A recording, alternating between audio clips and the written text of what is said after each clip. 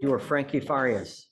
Mr. Farias, you're charged with 2 cases. You're charged with driving while intoxicated. You're also charged with assault of a family member.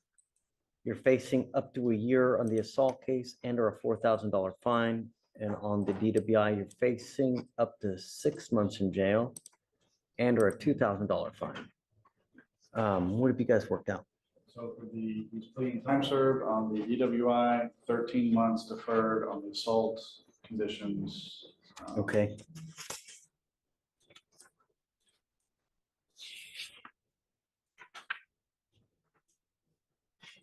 This is how you understand this agreement. I'm sorry. You have 2 agreements on both of your cases. On the DWI, they've offered you 3 days in jail, credit for the 5 days that you've done. But you need to understand that that charge will go on your record. It's going to be there for the rest of your life. From now on, you are facing a minimum of 30 days in jail. So this time served, it's a minimum of 30 days in jail. Anytime you get pulled over, an officer is going to look at your record. They're going to see this. What do you think they're going to do if you smell like alcohol or dope? Right. I would never, even if you've had a sip of alcohol, I would not get into a car because it is a humongous risk. As far as the assault of a family member is concerned, you've worked out an agreement. They're offering you a 13-month deferred. Deferred is a type of probation that if you successfully complete it, you do not end up with a conviction on your record. You must understand, though, that this comes with an affirmative finding of family violence, meaning that if you ever pick up another one of these cases, even if you successfully complete the deferred, you will be looking at a 3rd-degree felony, a minimum of 2 years in prison, a maximum of 10 years in prison. You can also never own a gun or ammunition as well. You will be signing this other piece of paper here, which is a written admonition that you are ineligible to possess a firearm or ammunition as a result of this plea bargain agreement as well. What you need to understand, it's firearm is a very loose term. So you need to understand, if you don't understand what a firearm is or what a weapon is, you need to talk to a lawyer because that's one of the conditions. Do you understand? When you pick up criminal cases, there are a lot of collateral consequences, as you now see. It can impact you in ways that you never, ever see. That's why you need to strive to never pick up any kind of cases. And when you pick up multiple successive cases, it kills you. And now you're ending up with these things, with both of these. Anytime you come into a contact with an officer and they look at your record, you think that you'll get the benefit of the doubt. Be careful. Just all I'm going to tell you is be careful. Now, part of the agreement on the deferred, you need to also understand you give up nearly every right known to man by entering this agreement. If you fail to live up to the terms of this agreement, we will issue a warrant for your arrest, put you in jail, and now you're looking at an entire year that you authorize to put you in custody if you violate this. You understand? For you to complete this successfully, you have to do a batterers intervention prevention program, what's called a BIP class. This is a 15-week, I'm sorry, is it 8? It's 18, right? 18-week class that you have to go to 1 time a week for 8. You don't have to do this. We can set your cases for trial if you don't want to do this. Well, look, if you have that kind of attitude and you go into it. Have attitude, Judge, is just, I mean, I understand, you know, I messed up. I messed up. It's no one's fault but mine. I understand that, you know, but y'all really treated me like it was, I'm constantly getting in trouble for it. I'm not. I mean, I understand. I got a DUI and I ended up catching another. Criminal court. Did you think this was going to be rainbows and gumdrops? No, I didn't think that. I'm just, you know, it's just. And here's the thing, though, Mr. Farias, what you need to understand is if you think it was bad here, that's what you're saying to me now. If you think it's bad now, wait till you get out there in the free world with even more conviction on your record.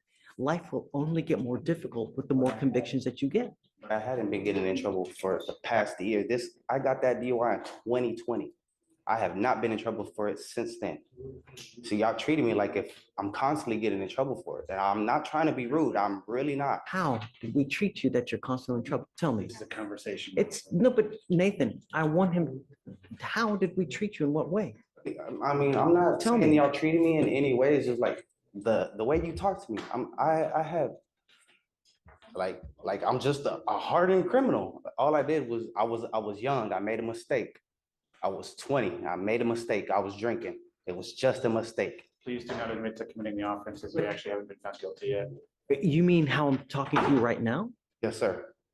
I'm telling you what to expect. And I understand that, And I'm but telling you how it's going to affect you. and I understand that. And I'm telling you that you can't own a gun. That's fine. No problem. You can't own any ammunition. That is fine. No problem whatsoever. If you pick up another assault like this, you're looking at 2 to 10 in the penitentiary.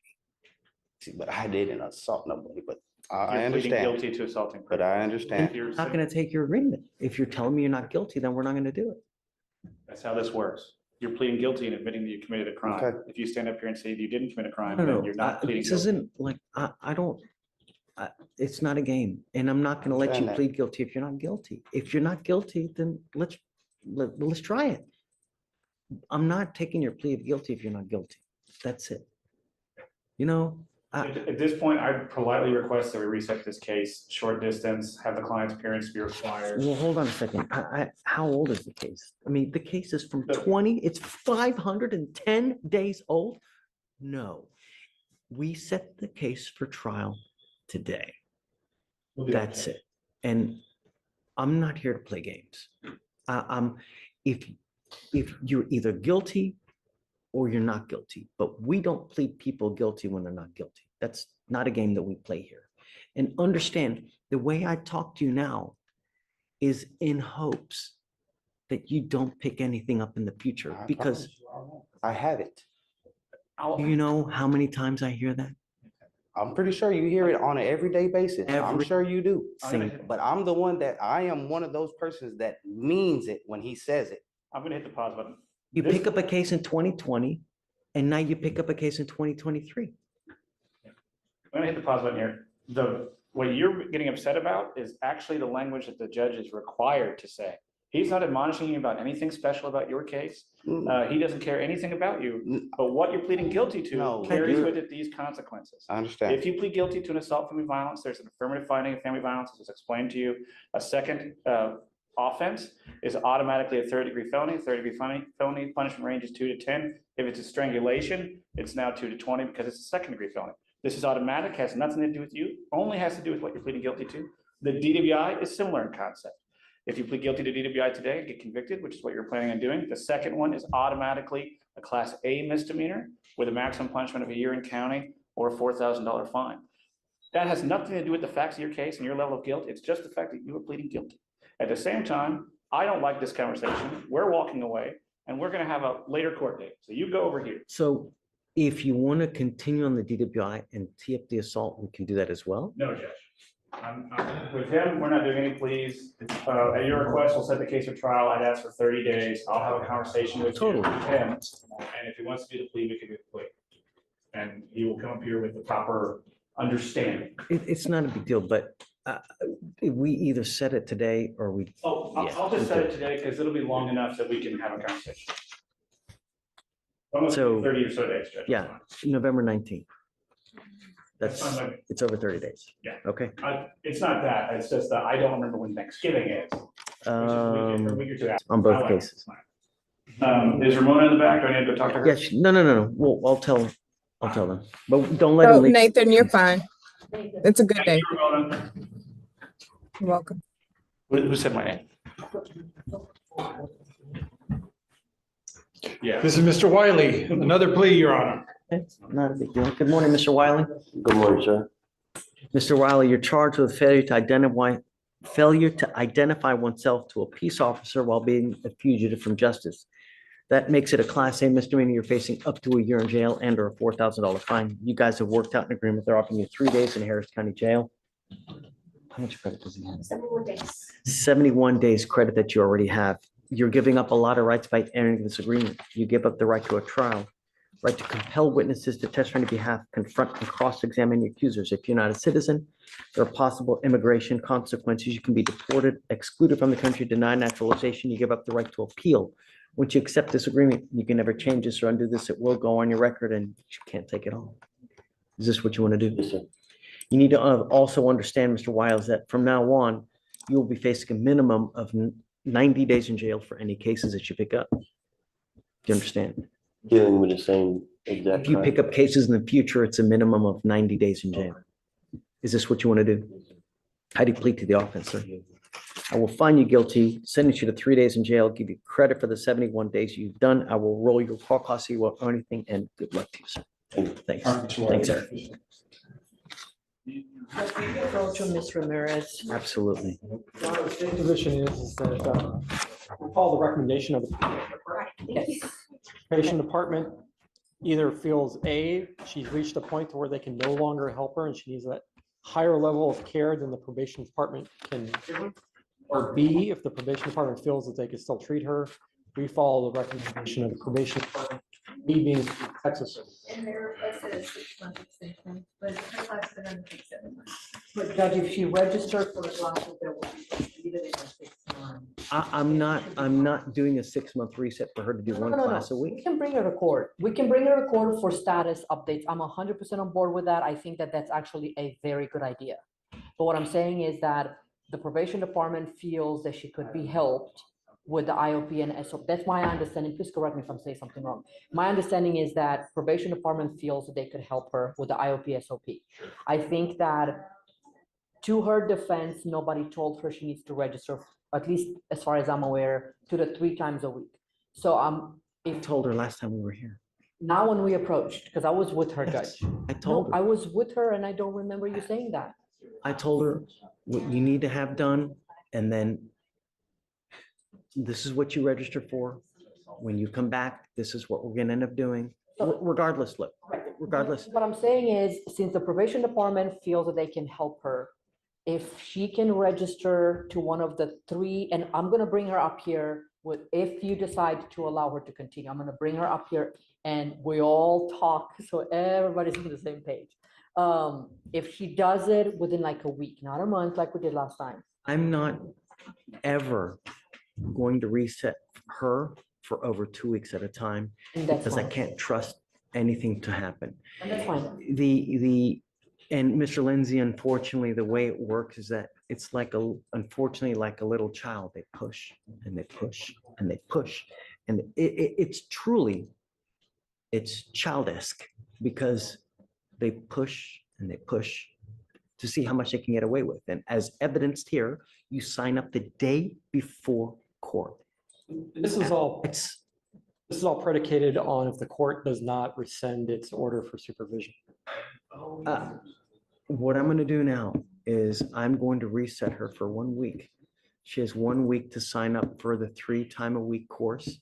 She needs to come back, show us that she's done that, and then after that, I'm going to set her off 2 weeks.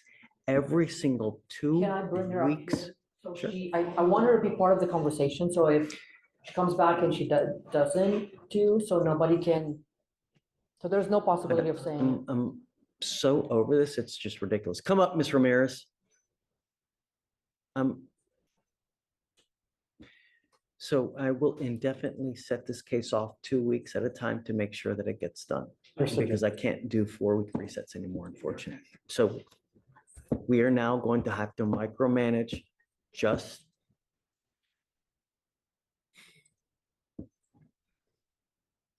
I don't think that this is right. And I don't think that this is fair because it really spits in the face of every single person who does a good job with this program. And what you're doing now is not what this program is designed to do. And it really violates the spirit because this is a program that's supposed to teach you right and wrong, teach you how to act in the free world. And you've done everything against that. I mean, for you to sign up for the class 1 day before court, it's just, it hurts. And it's shameful. Because when I told you, Last time you were here, I told you that I wanted you to sign up immediately after you were done. And you sat there and you waited. Not 1 week, not 2 weeks, not 3 weeks, 4 weeks. Oh, person's come back. So now you've shown me that I can't do long resets on your case. So if you fail one more time, if you ever fail to attend a meeting, if you ever fail to whatever you need to do, you will be out of this program. I will not do this again, and I will immediately set your case for trial. You have 1 week to sign up for the class. That's 3 times a week. And thereafter, you will get 2-week resets every single time to show me that you have attended this class 3 times a week. If you fail to go one of those times in a week, because it's the class is designed for you to go 3 times a week, every week. And if you fail to do that, that's it. Do you understand? Yes, sir. Judge, just to make sure we're all on the same page. Judge is asking you to go back to that list that you have and find a place that offers the program 3 times, IOP 3 times a week. What are the requirements? Is SOP once a week or, okay, She has to complete IOP. first. right. So you have to go back to the list, find a place to register for IOP that does it, that meets 3 times a week. You do IOP, and once you're done with IOP, you find SOP that meets once a week. And you have to have, 90 days. Okay. right, and you have to be registered in the IOP that meets 3 times a week by next court setting, which will be in about a week. Not about In exactly a week Okay, from do I today, have it next correct? Wednesday. Do I have it correct, Judge? Right, okay, so do you understand that? Yes. There's not gonna be another 2 months. Okay. State has nothing further, Judge, for the court. See you in a week. Thank you, Judge.